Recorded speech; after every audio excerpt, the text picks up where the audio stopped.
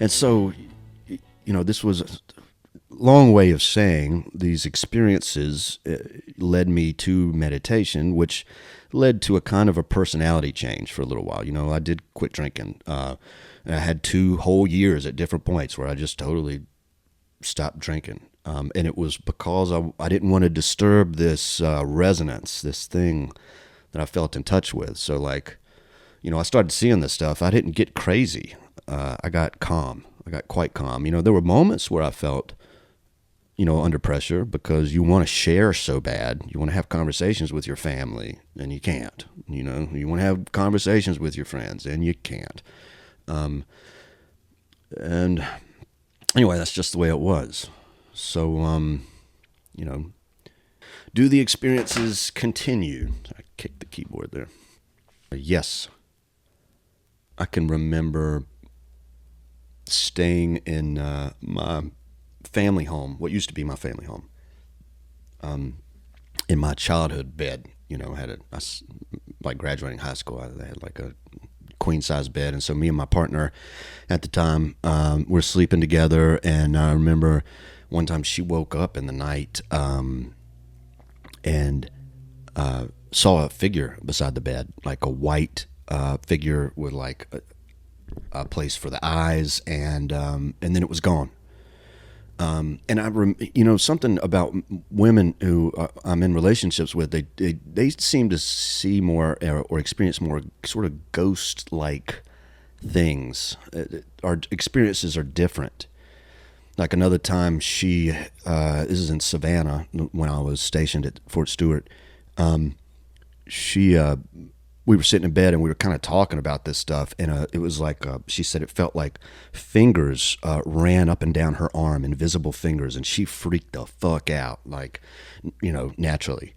And like even the relationship I just got out of, once she would like call me downstairs and bring the gun because there was a tall, dark figure in the hall, and it just disappears, and then a hanger gets spun around off the axis of a clothes rack, just like, and another time, a rock seemed to appear out of thin air and was hurled like 20 feet into my car. And as I come around the corner, she is running to see who's the small child that just threw this rock into the car, and there's nobody there. It's just, this rock has just appeared and been, it's like sort of like poltergeist type stuff.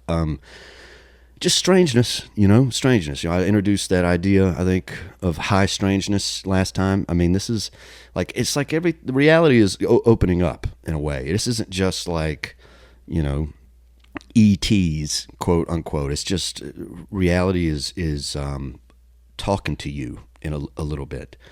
Going in to basic, I remember I had 2 experiences in basic. I think the first was, if you've seen probably videos, if you look at this stuff, Mexico in the 80s and 90s, and there's a documentary from like 2001 on a man named Anthony Woods in the UK, getting these like fleets of, quote, fleets of these small white round objects, daylight sightings, like huge groups of them, moving all together, sometimes against the wind, and then just not really, nothing that you can explain conventionally. I remember we were doing PT, and we were just doing it late in the day for some reason, and so you're doing stretching by the numbers, like 1, 2, 3, 1, 1, 2, 3, 2, and I'm reaching up from one of the stretches, reaching up, and my eyes are following my fingers up to the sky. I'm like, oh fuck, what is that? Like it's a whole party going on up there. There's all these little white objects, like way up, man, way up in the atmosphere. Over a dozen. And I just stopped mid-exercise. And a couple people looked at me, and they looked up also and saw. And I talked to them after the fact. And then eventually, the drill sergeant's like, yo, Breeden, what the and then you snap out of it. You're like, okay, yeah, I'm working out. We're working out. Everything's fine, and you go on with your day. There was one with the kind of meditation and the feel and the experiences converge is I had a field exercise one time, and it's cool. It's getting into the fall, South Carolina. It's nighttime, and I made sure to set up my tent. We all got our own tents, and I made sure to set mine up towards the edge of the whole formation, because I know as soon as everybody's like, quote, going to bed, it ain't like they got guards all around. I am taking a walk because I cherished solitude, so anytime I could just take a walk and be alone in basic, I would do it. So I made sure I set up way to the edge, and then as soon as it was lights out for everybody, I just kind of snuck away and I took a little walk. And I remember coming up to the edge I'm at the top of a hill. As I'm looking down, it's all basically a field. So this hill is covered in like brown, tall grasses, and the wind is blowing. And at the bottom of the hill is this big, long, gradual hill. And at the bottom of the hill is a tree line. And so you're almost even with the trees as you're looking ahead, because you're at the top of the hill. So you're even with the tops of the trees. And it was beautiful, it was a little cloud cover, and in the beauty of it, of the natural, and, so again, I got to kind of credit the Krishnamurti to this, because nature is often the source of his meditation, and I'm just going out for that, I'm going out to kind of keep my grounding of who I am while I'm doing basic training. I'm not going to lose my identity to this thing. I'm going to keep it, and this is how I'm doing it. I'm kind of resonating with nature, and as I'm doing that, I can feel like something changing, like in my mind and almost in the atmosphere. And I just said out loud, I said, like, come on out. And when I said that, out from the cloud came a big ball, is a sphere of light. And it looked like it was not that far off, but it was, the cloud cover was relatively close, relatively low. This thing looked like it was maybe 30 feet across. It comes out of the clouds and it rotates, and it looks like the way it's rotating on one side of it is almost like a headlight, like projecting out. So the rest of it's just glowing, and on one side is this projecting light. And it like kind of does a 360, and it goes back into the cloud. And it was just like, 15, 20 seconds, and it was over. And that was like, okay, so you can do this, and I don't have command over that at all. But in this moment, I did. And there's like maybe one other moment, and like never again since, to be honest. I kind of stumbled into it, like if you listen to the episode on Lenny and I talk about healing and how I kind of stumbled into healing, like I don't have command over that. Like I'm not a fucking shaman. Like I stumbled into the state and the resonance with whatever this is. And then I stumbled out. So that was one. The next closest to that actually was, I'll go ahead and say that one. This was right before I deployed to Afghanistan. I just got married and I've said this on Suicides and Strange Realities 3. I was on my honeymoon, and when we were out on the beach, and it was a very similar thing. Like you can go back and listen to that episode, and I felt the change, and I was just like, it's here. And then, that experience, that light was much quicker, but it was close. It was over the water. This wasn't out in outer space. This was, it was, you had to be there, sort of thing. So moving on out of basic, moving to, now I got some shared experiences coming. This is cool. Well, I'd already had one, right? The one in formation. So like that one when we were doing exercises, that was shared. Confirm that with other people, but this one is a little more rad. We're getting Army issue out at Huachuca. Now I'm in intelligence school, and this is not like a school with all the top secret cool stuff. It's TRADOC.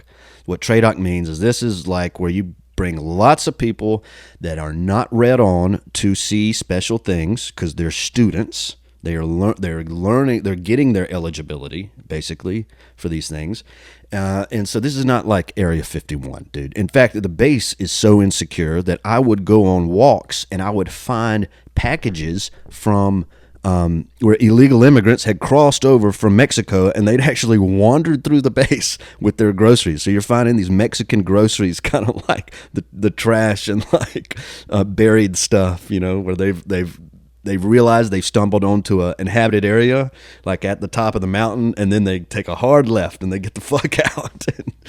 And so, so this is not like a crazy secure area. That's important for what I'm about to say. So we are getting our Army issue shit, just like, just regular stuff or winter stuff, rain stuff, just basic, crap we're going to be using while we train, that kind of thing. And it's a big line. Hurry up and wait. Talked about that. I'm doing a lot of that. So we're hurrying up and we're waiting. And there's the mountain range is kind of, the building, the brick building is behind us. We are facing out because it's, what are we going to do? Look at the person's head in front of you. So we're facing the other way. Me and my buddy, his name's Chris. I won't say his last name. He works at like a prestigious private school now, so I won't dime him out. But so me and Chris are looking out at the mountain range, and I see this object in my peripheral vision over to my right, and it is white. This is a white object. It's kind of spherical looking, large at the front, and trails out towards the back, almost like a helicopter would, from head to tail, except this don't look like a helicopter. It's completely white and solid. There's not a window on it. There's not a rotator. There's not nothing is, there's no rotary blade. There's nothing. And it's just a white, solid object. But I've said this before, when you see something weird, when I do frequently, the first thing I do is I try to attribute a practical answer to it. And that it's just something your brain does or mind does. And so the first thing I say is, I say to him, I'm like, hey man, is that a helicopter? And he looks over and, there's a pause and he's like, well, I don't know, man. I'm like, okay. So we just kind of look at it, and it is moving from our right to our left, and it is in broad daylight. It is about to pass into the shadow of a mountain. It's about a half a mile away, so relatively close. If it was a helicopter, we would definitely be hearing it at this point. It's getting closer, closing in as it's moving because of the way the mountains go. It's moving closer, but it's also moving right to left. As it's moving, it disappears. I mean, boop, gone. And we just look at each other now. We turn into each other, eye contact. No fucking way. And then we turn back. It's like a movie.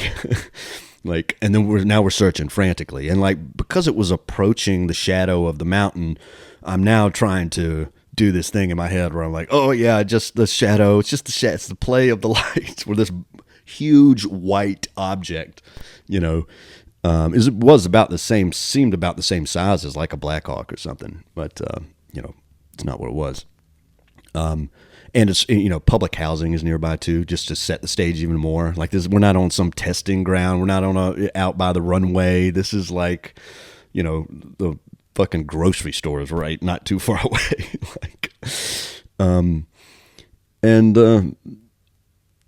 As we're looking, searching around, it appears again. And it appears as if it had been traveling invisibly the entire time. So it was, it could have been more than 20 seconds. It reappears further to the left, now like almost center to us, but a little left of center as we are facing the mountains. Still in the shadow of the mountain, now standing out, like just the whiteness, the brilliant white color of this thing is now in the shadow, is just standing out. And now I can't even tell you what shape it is. Now this is the weird part. Like it started out that shape where I'm like, yeah, helicopter. Now I couldn't even tell you what fucking shape. It's like amorphous, but solid white. And now we're both like, gripping each other like, oh my God, it's back. and it travels, a few hundred more feet, and boop, disappears again, and it never comes back. And just one of those. I was grateful. I remember that. I was so grateful Chris was there, because a lot of my shit has been so private, or it's been in a group of people I will never see again. And this is a buddy. We went to basic together, and we went to Intel school together. So, we got a pretty good rapport. We work out together. But he had a very different response than me. So, like, we went later that night. We worked out. Like, we would lift weights and then go swim, or the reverse.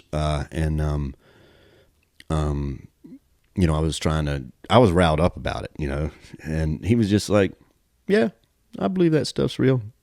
It didn't really want to talk about it. Didn't want to go in, so it's just, it's not right or wrong. It's just, there's different personalities out there. I think there's tons of people out there that have experiences like this that just go on living life, and then there's people like me where it's like, I got to know, like, I've got to know. That's what makes the world go around, though, isn't it? We're all different. And so let's see. The nature of the experience is kind of change when I get to Afghanistan. I'm just going to share two more things just to demonstrate that, and then I'll be done. I'll leave you guys for episode 2. The first is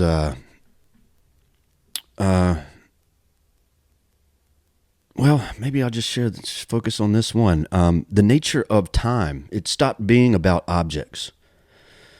It stopped, the experiences stopped being about the things in the sky and lights. They started to dial in more to events and synchronicities, and then the nature of time. And that started here, and that dialed up as I got older. It got even more intense. So I'll tell you what I mean. In Afghanistan, I used to go on these like punishing runs, like just as part of how I, kept going. It kept keep my sanity. I would wear, 50 or 60 pounds on my back. And part of it was because I didn't make special forces, and this was like my way of showing myself. It wasn't because I was weak, and so I would throw these, big weights on my back, and I would go on these runs. Like, I'm talking running, like I'm running, 10 miles with that on my back. And my run route would be, through, towards the airfield and over towards the Afghan side of the base. So we're sharing the base with the Afghans. And this is a point in the war where part of the Taliban's strategy is green on blue, what's called green on blue attacks. And that means guys who are supposed to be our allies are paid and trained by them. They infiltrate Afghan forces, and in a moment of where it's opportune, they will kill us. And when they're wearing their uniforms, and they're, so it's really, it breaks the trust. We're supposed to be their partner forces. We're there training them. We're there helping them, in our minds, helping them establish their country. And now they're killing us too. It's like and so we had to go. We were required under order to have a loaded weapon wherever we go at all times, because to deter this, so that no one's unarmed. And the only time that you were allowed to not be armed is when you were exercising.